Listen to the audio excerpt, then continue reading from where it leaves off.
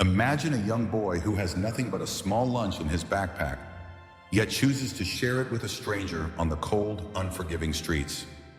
What he doesn't know is that this small act of kindness will trigger a chain of events that will change his life forever. But the real twist, the homeless man he helped is connected to a secret so powerful that within just 24 hours, a mysterious millionaire will show up at his doorstep, uncovering a past full of betrayal, loss, and a shocking revelation that will leave you breathless. Want to know what happened next? Let me tell you the story that will make your heart race, your eyes tear up, and remind you that sometimes the smallest gestures can unlock the biggest miracles.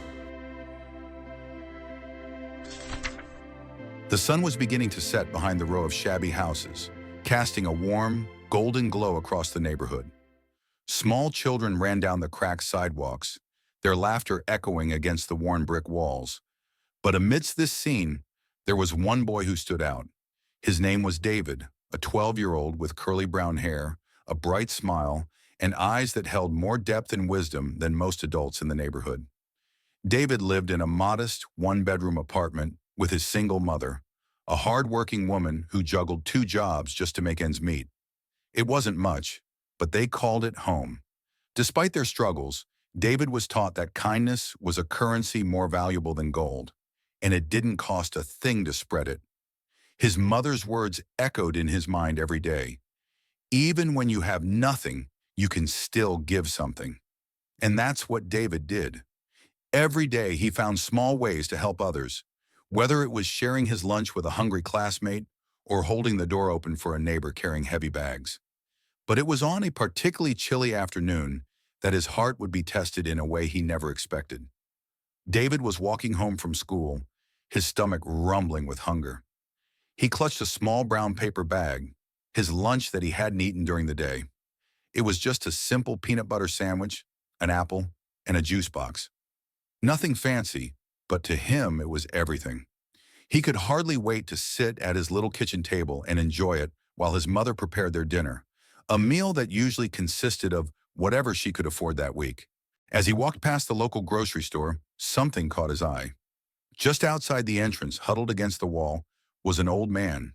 His clothes were torn, his hair disheveled, and his eyes, deep, hollow, and tired, stared blankly at the pavement in front of him. The man's frail body trembled as the evening wind picked up, cutting through his thin jacket. People walked by without a second glance, too busy with their own lives to notice, or perhaps choosing to ignore, the suffering that was so painfully obvious. David slowed his steps, his gaze locked on the man. There was something about him, a quiet sadness that seemed to weigh down not just his shoulders, but his very soul. The boy hesitated. He looked down at his lunch bag and felt a pang of conflict. This was his food, the only thing keeping his hunger at bay until dinner. He could just keep walking, like everyone else. But then he remembered his mother's words. Even when you have nothing, you can still give something. Taking a deep breath, David stepped forward and knelt beside the man. Excuse me, sir, he said softly, his voice trembling slightly. The old man turned his head slowly, his expression wary but curious. I have this, David continued, holding out the small brown bag. It's not much, but you look like you could use it more than I can. For a moment, the man just stared at the bag, as if he couldn't quite believe what was happening. Then ever so slowly, he reached out with a trembling hand and took it. His fingers, thin and gnarled from the cold, brushed against David's, and the boy felt a strange surge of warmth in his chest. Thank you. Thank you, son, the man whispered, his voice hoarse and choked with emotion. David smiled, his heart feeling lighter than it had all day. It's okay. I hope it helps. He stood up to leave, but something made him pause. What's your name? He asked quietly. The man looked up at him, his eyes shimmering with unshed tears. People used to call me James, he murmured, as if the name was something he hadn't spoken in years. Well, it's nice to meet you, Mr. James, David said cheerfully, and then, with one last smile, he turned and walked away. As he continued down the street, his stomach still growling, He felt a strange sense of satisfaction, a warmth that no food could ever provide. He glanced back just once and saw James tearing into the sandwich with a desperation that spoke of days, maybe even weeks, without a proper meal. And though David's own hunger gnawed at him, he felt happy, happier than he had in a long time, because in that brief moment, he knew he had made a difference, even if it was small. But as David disappeared around the corner, he couldn't see what happened next. James sat there, savoring each bite, his eyes closed in gratitude. But it wasn't just hunger that made him emotional. It was something deeper, a hope that had long been extinguished flickered back to life. That boy, he didn't look at me with pity, he whispered to himself. He looked at me like a person. A tear slipped down his cheek, and for the first time in years, he felt human again. Unbeknownst to David, that small act of kindness was about to set off a chain of events that neither he nor his family could have ever imagined. The next day, David woke up, his belly still grumbling from skipping lunch the day before, but his heart was full. He got ready for school, his routine as ordinary as ever. But just as he was heading out the door, he noticed something unusual, a sleek, black car parked outside their modest home. The kind of car that didn't belong in their neighborhood. His mother stood in the doorway, her expression a mixture of confusion and anxiety. "David, come here," she called softly. The boy approached slowly, peering out at the man stepping out of the car. He was tall, sharply dressed in a tailored suit that screamed wealth and power. Everything about him was polished, the way he moved, the way he adjusted his cufflinks. But it was his eyes that caught David's attention. There was something familiar about them. "Are you David?" the man asked, his voice deep and resonant. "Yes, sir," David replied cautiously, glancing up at his mother, who looked equally puzzled. The man nodded, a small, almost imperceptible smile playing on his lips. "My name is John Hamilton. I believe you met someone very important to me yesterday." David frowned, racking his brain. "I don't—" "The man outside the grocery store," John clarified gently. "The one you gave your lunch to." Realization dawned on David's face. "You mean Mr. James?" John's smile widened slightly. "Yes, but to me, he's not just Mr. James. He's my father." David's mouth dropped open in shock. His mother gasped softly beside him. The air around them seemed to freeze as the weight of John's words sank in. This powerful, wealthy man, so well put together and confident, was the son of the broken, destitute figure David had shared his lunch with the day before. "Your father?" David whispered, disbelief coloring his tone. "Yes, David," John said, his voice thick with emotion. "And because of your kindness, everything is about to change." David stood there, his mind racing. What could he possibly mean? But before he could ask, John gestured to the car, his gaze never leaving David's. "May I come in? There's something I need to share with you and your mother. It's a story about betrayal, loss, and the way a small act of kindness can ripple out to change lives." David's heart pounded in his chest as he exchanged a glance with his mother. She nodded slowly, still reeling from the shock. And with that, the three of them stepped inside, leaving the cold wind behind, as John began to tell a story that would forever alter the course of their lives. Little did David know, this was only the beginning. David's small home felt like a world of confusion and anticipation as the well-dressed man named John Hamilton stood in their living room, his presence almost overwhelming in the modest space. The room was barely large enough to fit a sofa, a small dining table, and a few old chairs that had seen better days. Everything about John seemed out of place here, from his polished leather shoes to the expensive watch glinting on his wrist. Yet he stood quietly, his gaze soft but intense as he studied David and his mother. "Please sit," David's mother, Mrs. Miller, said nervously, gesturing to the couch. She tried to smooth out her apron, her hands trembling slightly. I still don't understand why you're here." John hesitated, glancing down at David, who was perched on a chair, his wide eyes glued to the man standing before him. "It's because of what your son did," John said finally, his voice filled with a mixture of gratitude and something deeper, something that made David shift uncomfortably. What I did, David echoed, blinking in confusion. Yes, David, John replied softly, leaning forward. You probably don't realize it, but what you did yesterday, it meant more than you can ever imagine. The man you gave your lunch to, my father, has been living on the streets for years. He was a shadow of the man I once knew, until you showed him a kindness that no one else had. David swallowed hard, trying to process the weight of John's words. But it was just a sandwich, he murmured, bewildered. No, John corrected gently, his gaze never wavering. It was hope. You gave him hope, something he had lost a long time ago. And because of that, he found the strength to come back to me, to come back to his family. Mrs. Miller gasped softly, her hand flying to her mouth. But why was he? She trailed off, unable to finish the question. Why was a man like John's father, a man who was clearly from a well-to-do family, living on the streets like that? The thought was almost inconceivable. John sighed, the sound heavy with a sadness that seemed to fill the room. My father wasn't always homeless, he began quietly. He used to be a successful businessman, a brilliant investor actually. But about 10 years ago, he made some bad decisions, trusted the wrong people, lost everything in a series of deals that went terribly wrong. His jaw tightened, and for a moment, something dark flickered across his face. It wasn't just money he lost. It was his pride, his sense of purpose, his will to go on. David's heart ached at the thought. He remembered the look in Mr. James's eyes, the way he had seemed so small and defeated, like someone who had been carrying the weight of the world on his shoulders for far too long. But he still had you, didn't he? David asked softly, his voice tinged with confusion. John's gaze dropped to the floor, his shoulders slumping slightly. He did. But when everything fell apart, he pushed us away.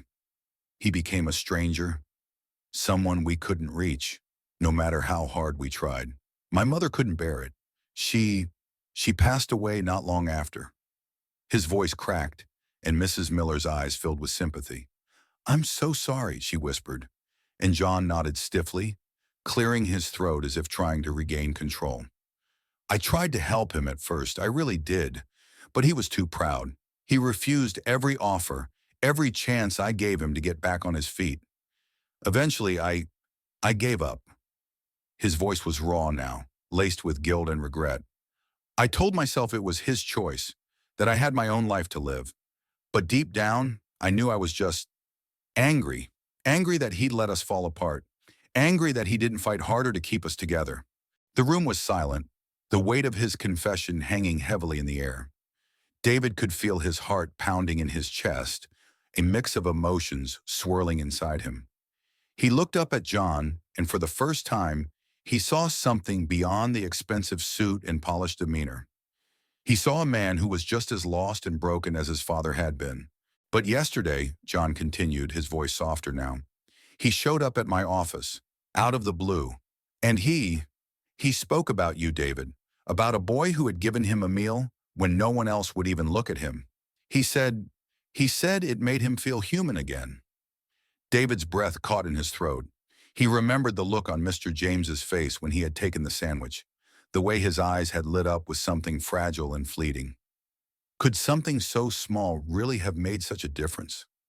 John's gaze lifted, his eyes locking onto David's with an intensity that made the boy's heart race. Because of you, David, he found the courage to face me, to tell me he was sorry, and for the first time in years, I listened. Tears pricked at the corners of David's eyes, and he blinked rapidly, trying to hold them back. But I didn't do anything special, he whispered. You did, John insisted, his voice firm but gentle. You saw him. You treated him like a person, not just a homeless man. You gave him something no one else could have. He paused, taking a deep breath. You gave him the chance to be a father again. Mrs. Miller reached out, her hand resting on David's shoulder as if to ground him. Mr. Hamilton, she said softly, her voice trembling, what are you saying? Why did you come here?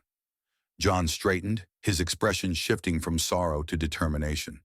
I came here because I want to thank you, not just with words but with action. He reached into his pocket and pulled out a small, elegant envelope.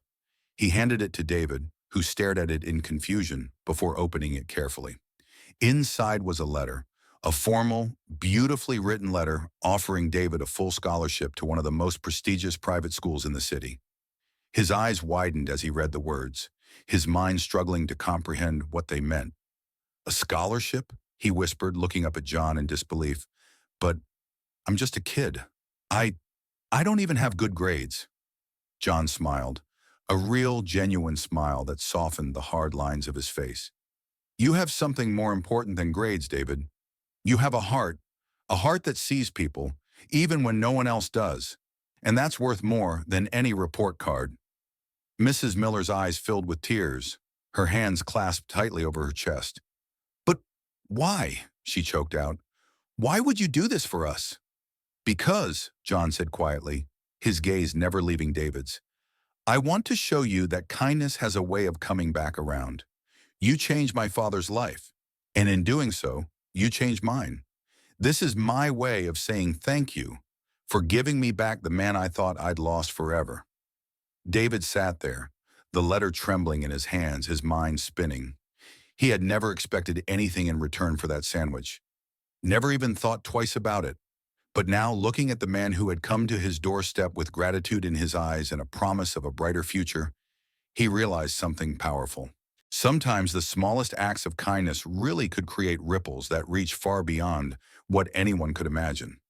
Thank you, sir, David whispered, his voice thick with emotion. I don't know what to say. John knelt down, reaching out to ruffle David's hair gently. You don't have to say anything, David. Just keep being you, because the world needs more people like you. And with that, the man who had come into their home, a stranger, left as something much more. A reminder that even the smallest good deed can open the door to a miracle. John's words hung in the air, heavy and somber, as he settled back on the small sofa. Mrs. Miller and David sat across from him, their eyes wide with disbelief. For a moment no one spoke, the silence thick with the weight of everything that had been said. Then with a deep sigh, John leaned forward, his elbows resting on his knees as if he were trying to gather his thoughts. There's so much you don't know, he murmured, his voice soft but strained. So much. I've tried to forget. He glanced up, his gaze distant, as if he were staring at something far away. But I think you deserve to know the truth. David shifted in his seat, his heart pounding. He'd never seen an adult look so vulnerable, so lost. It made him uneasy, like he was peering into something too personal, too private. But he couldn't look away. He needed to understand, needed to know what had brought a powerful man like John Hamilton to their doorstep, and what could have driven his father to the streets. Growing up, I worshipped my father, John began slowly, his voice tinged with a sadness that seemed to fill the room. He was everything to me, my hero, my mentor, my best friend. He built his business from the ground up, a real success story. We lived in a big house, went on vacations, had everything we could have ever wanted. But more than that, we were happy. I didn't care about the money or the luxury. I cared about him, the way he'd throw his head back and laugh when I told a silly joke, or the way he'd stay up late helping me build model planes in the garage. He was larger than life. John's gaze dropped to his hands, which were clenched tightly in his lap. But then, everything changed. He got caught up in a series of risky investments, bad deals. I remember my mother begging him to stop, telling him it was too dangerous. But he didn't listen. He was so confident, so sure he could turn things around. And for a while he did. But then, one day it all came crashing down. Mrs. Miller leaned forward, her expression one of deep empathy. What happened? She asked softly. John took a shuddering breath. It wasn't just money he lost. It was everything. His reputation, his business, his friends, even our home. People turned on him. Friends he'd known for years, colleagues he'd worked with his entire life. One day, he was the man everyone wanted to be associated with, and the next, they wouldn't even take his calls. His voice grew hard, bitterness lacing every word. He became a pariah overnight, a disgrace. David's eyes widened, his heart aching at the thought. He couldn't imagine what it must have been like to be on top of the world one day and then have everything ripped away the next. But that wasn't his fault, was it? He whispered, his voice small and unsure. People make mistakes. John's gaze snapped to David's, something fierce and raw flickering in his eyes. You're right. It wasn't entirely his fault. But when things went wrong, he didn't handle it well. He shut down, started drinking, stopped talking to us. It was like he wasn't even there anymore. Just a shell of the man I'd known. David swallowed hard, his throat tight. He could almost see it. The proud, confident man reduced to a shadow, drowning in guilt and shame. It made his heart ache, not just for John's father, but for John too. What did you do? He asked quietly. John laughed, a harsh, humorless sound. I tried everything I could think of. I begged him to stop drinking, tried to get him to come back to work, to pull himself together. But it was like talking to a brick wall. And every time I pushed, he pushed back harder. He'd snap at me, tell me I didn't understand, that I had no idea what it was like to lose everything. And maybe I didn't, but I was losing him, and I couldn't do anything to stop it. For a moment his voice broke, and he closed his eyes, fighting for control. Then, one day he just left, walked out the door and never came back. Didn't leave a note, didn't say goodbye. Just disappeared. Mrs. Miller's hand flew to her mouth, her eyes filling with tears. Oh, John! John shook his head, a bitter smile twisting his lips. I looked for him, hired private investigators, followed every lead, but he didn't want to be found. It was like he just vanished into thin air. Eventually, I had to let go. I told myself that if he didn't want me in his life, then fine, I'd move on. I'd make something of myself, prove that I didn't need him. He laughed again, but there was no humor in it. And I did. I built my own business, made a name for myself, became the man everyone thought I should be. But it was empty, because all I really wanted was my father back. David felt a lump form in his throat. He couldn't imagine what it must have been like, to lose not just your home, but your family, to feel so helpless, so alone. And all the while, John's father had been out there, suffering in silence, too proud or too ashamed to reach out. Why didn't he come back? David asked softly, his voice barely more than a whisper. Why didn't he try? John's eyes turned dark, haunted. I think he was too ashamed. He felt like a failure, like he'd let us all down. And instead of facing that, he ran. He ran and hid. And by the time he realized what he'd done, it was too late. He thought he couldn't fix it, that I wouldn't forgive him. But you would have, wouldn't you? David pressed, his heart aching. You would have forgiven him. John's expression softened, his gaze turning distant. Of course I would have. He was my father. I loved him. But I didn't know how to show it. Instead of reaching out, I closed myself off. I told myself I was better off without him, that I didn't need him. And by the time I realized that wasn't true, he was gone. The silence that followed was thick and heavy, filled with unspoken words and years of regret. David's mind spun, trying to piece it all together. The proud man who had lost everything.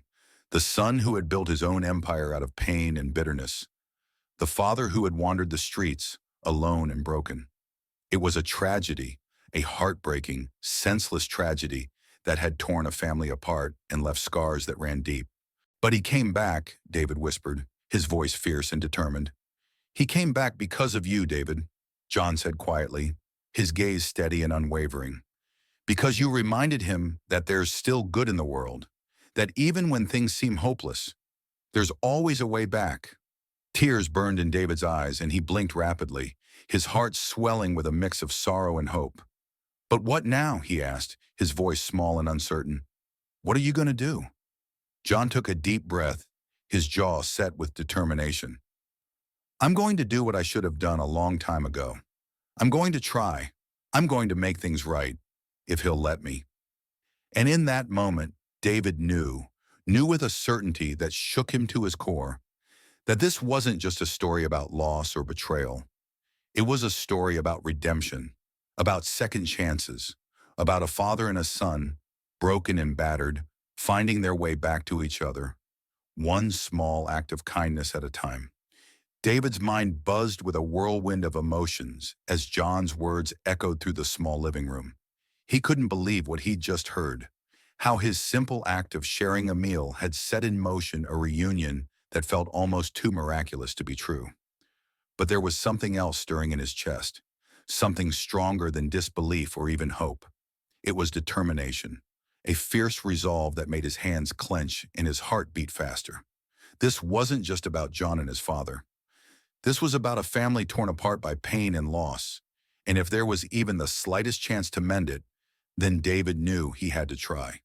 Taking a deep breath, he looked up at John, who was watching him with a mix of curiosity and something else. Something like admiration. "Sir," David began slowly, his voice steady despite the rush of emotions coursing through him. "You said you want to make things right, that you're ready to forgive your father." John nodded, his expression serious. "I am." "Then don't just tell him," David urged softly. "Show him." John blinked, his brow furrowing in confusion. "What do you mean?" David's gaze was unwavering. "I mean, if you really want to fix things, you have to be there for him. Don't just say you forgive him. Be a part of his life again. Help him, the way he needs you to. He's been alone for so long. He needs to know that you're not going to give up on him, no matter what." For a moment, John just stared at him, his expression unreadable. Then slowly something shifted in his eyes, a spark of understanding, of resolve. "You're right," he murmured, almost as if speaking to himself. "Words aren't enough. I need to do more." David nodded, his chest tight with emotion. "I know he hurt you. I know he made mistakes. But he's your dad. And dads are supposed to protect their kids, right? Maybe it's your turn to protect him now." John's jaw tightened, his eyes glistening with unshed tears. He took a deep, shaky breath, and when he spoke again, his voice was thick with emotion. "You're wise beyond your years, David. I think you're right. I've been so focused on what I lost that I forgot what he lost too. It's time. It's time I stop being angry and start being the son he needs." A small smile tugged at David's lips, and he felt a surge of warmth in his chest, a feeling of hope so strong it almost hurt. "You won't regret it," he whispered. John looked at him for a long moment, and then, with a deep, solemn nod, he turned to Mrs. Miller, who had been watching the entire exchange with wide, tear-filled eyes. "I came here today to offer David a scholarship," he said quietly. "But I'd like to do more than that." Mrs. Miller blinked, her hands trembling slightly. "More?" she repeated, her voice barely more than a whisper. "Yes," John said, his gaze intense. "Your son changed my life. He changed my father's life. I want to make sure he has every opportunity to succeed, not just in school, but in everything he does." He paused, his eyes softening as he looked at David. "If you're willing, Mrs. Miller, I'd like to sponsor his education all the way through college, and I want to set up a trust fund for him, something that will ensure he never has to struggle the way I did, the way my family did." David's heart nearly stopped. A trust fund? College? It sounded impossible, unreal. He turned to his mother, his mouth opening and closing as he tried to find the words, but nothing came out. Mrs. Miller looked equally stunned. Her eyes darted from John to David, then back again, her expression torn between disbelief and a dawning hope that made her look younger than David had ever seen her. "But why?" she whispered, shaking her head slowly. "Why would you do this for us?" "Because your son did something no amount of money could ever buy," John replied softly. "He gave me back my family, and I want to repay that in the only way I can." For a moment, there was only silence. Then slowly Mrs. Miller's face crumpled, tears spilling down her cheeks as she covered her mouth with her hands. "Thank you," she choked out, her voice breaking. "Oh, thank you. I don't I don't even know what to say." John reached out, placing a gentle hand on her shoulder. "You don't have to say anything. Just promise me one thing." Mrs. Miller looked up, her gaze shimmering with gratitude. "Anything," she whispered. Promise me you'll remind David every day that the world needs more people like him, John said quietly. People who see others for who they are, not what they have. People who aren't afraid to give, even when they have nothing. Mrs. Miller nodded, fresh tears streaming down her face. I will. I swear I will. David, still reeling from everything that had been said, finally found his voice. Mr. Hamilton, I, I don't know what to say. I don't even know if I can accept something like that. John shook his head, smiling gently. You don't have to decide right now. Take your time. But I want you to know, this is just the beginning. For you, for your future, and for my father, too. David swallowed hard, his throat tight. Your father, he murmured, his gaze distant as he thought of the old man outside the grocery store, sitting alone and forgotten. What about him? John's smile faded, replaced by a look of deep sorrow. I want to bring him home, get him the help he needs, but I don't think I can do it alone. David frowned, confused. But you're his son. He'll listen to you. No, John said softly, shaking his head. Not yet. He's still lost. He needs time. And he needs someone he trusts. He paused, his gaze piercing as he looked at David. Someone like you. David's eyes widened. Me? Yes, you, John said firmly. He talked about you, David. He kept saying your name over and over again. You gave him hope, made him believe he's worth something. I can offer him money, a place to stay, but I can't give him that. Only you can. David stared at him, his mind racing. Could he really do that? Could he really help mend something so broken? But then he thought of Mr. James's eyes, the way they had lit up when David handed him the sandwich, the way he had looked at David as if he were the only person in the world who mattered. Maybe, just maybe, he could. I'll do it, David whispered, his voice trembling but filled with resolve. I'll help. John's expression softened, and he reached out, squeezing David's shoulder gently. Thank you, David, he murmured, his voice thick with emotion. You're giving us a chance I thought was lost forever. And in that moment, David knew. It wasn't just John's father who needed hope. It was John, too. And somehow, in a way he couldn't quite explain, he felt ready. Ready to help heal the wounds of a family that had been torn apart. Because sometimes the biggest changes start with the smallest hands. The next few weeks passed by in a blur of cautious hope and fragile attempts at rebuilding a broken past. David found himself visiting Mr. James almost every day, each visit a delicate dance between hesitation and determination. He would meet the old man at the park, the same place where they had shared that first life-changing meal. It was as if fate had chosen that spot as their sanctuary, a small corner of the world where healing could begin. At first, Mr. James was guarded, his eyes still shadowed by the weight of guilt and years of loneliness. He would sit hunched over, his shoulders slumped, speaking only in short, gruff sentences. But David didn't let it discourage him. He knew deep down that the walls Mr. James had built around himself couldn't be torn down in a day. So he kept coming back, bringing small gifts, a fresh apple, a new pair of gloves, a book of short stories. They would sit together in companionable silence, sometimes talking, sometimes just watching the world go by. And slowly, almost imperceptibly, something began to change. Mr. James started to smile more. The lines on his face softened, and his eyes, once dull and empty, began to light up whenever David appeared. He would ask David about school, about his friends, even about his dreams for the future. They would talk for hours, the time slipping away unnoticed as the old man shared stories of his own childhood, of the days when he used to take John fishing, of the dreams he'd had for his son. One sunny afternoon, as they sat side by side on the park bench, David finally gathered the courage to ask the question that had been burning in his mind. Mr. James, he began tentatively, do you think you could ever forgive your son? The question hung in the air, fragile and trembling. Mr. James stiffened, his gaze dropping to the ground. For a long moment he didn't speak. David held his breath, his heart pounding in his chest. Had he pushed too hard? Said the wrong thing? Then slowly, Mr. James exhaled, his shoulders sagging. Forgive him? he murmured, his voice barely more than a whisper. He doesn't need my forgiveness, boy. I'm the one who failed him. I'm the one who walked away. David frowned, shaking his head fiercely.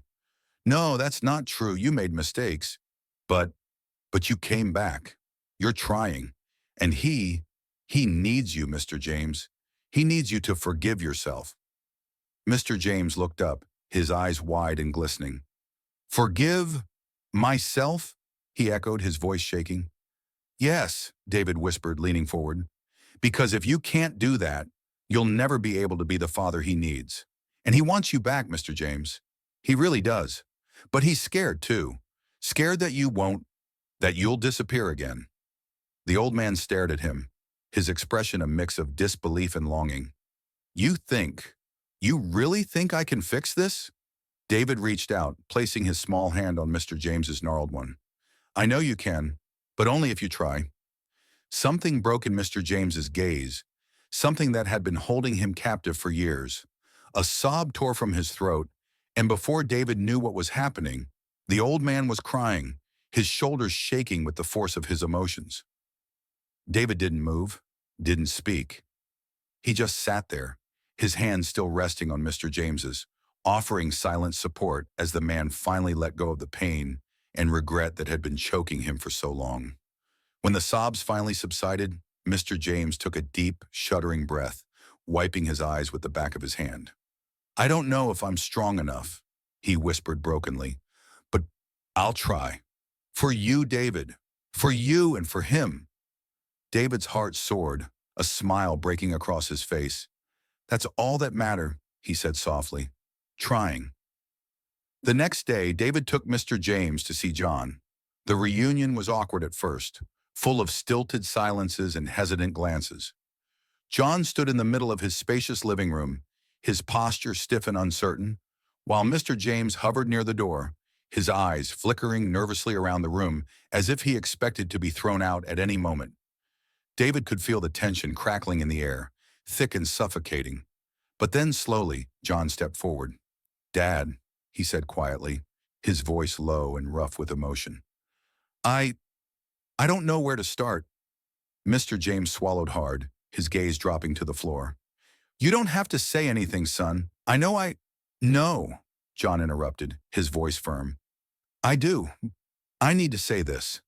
He took a deep breath, his fists clenched at his sides. I've been angry for so long. Angry at you for leaving.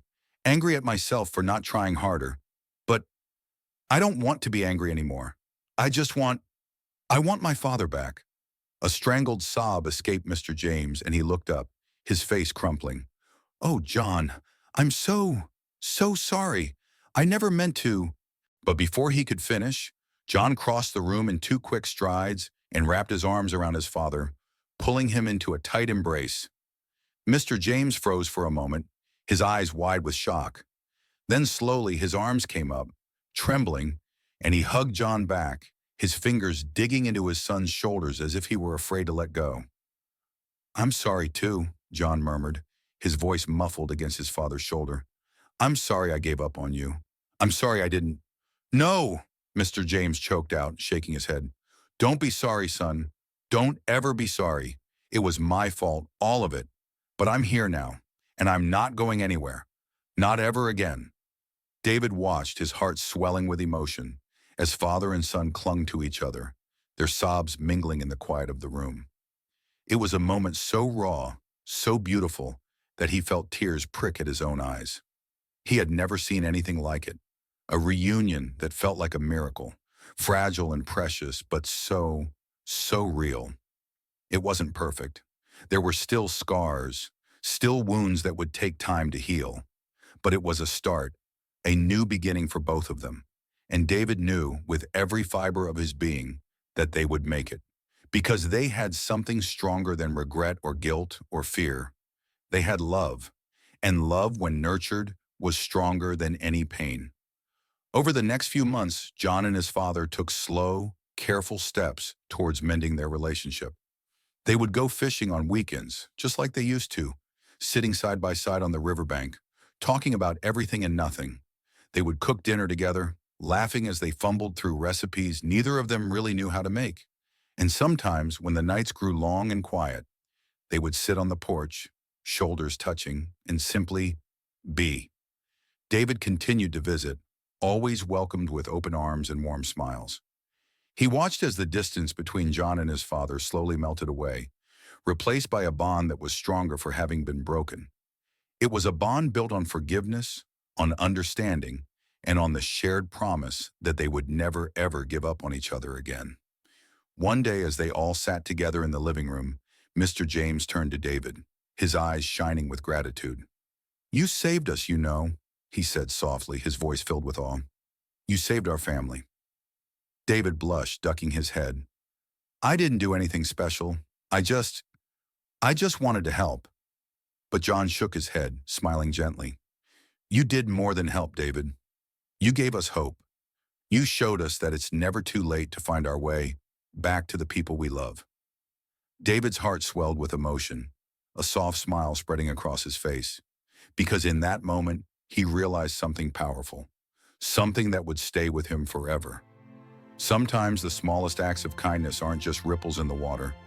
Sometimes they're the waves that change everything.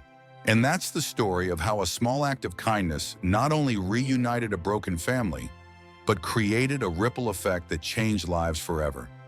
If this story touched your heart, make sure to hit that like button and subscribe to our channel for more powerful stories that remind us all of the impact one small gesture can have. Thank you for watching, and remember, kindness truly changes everything.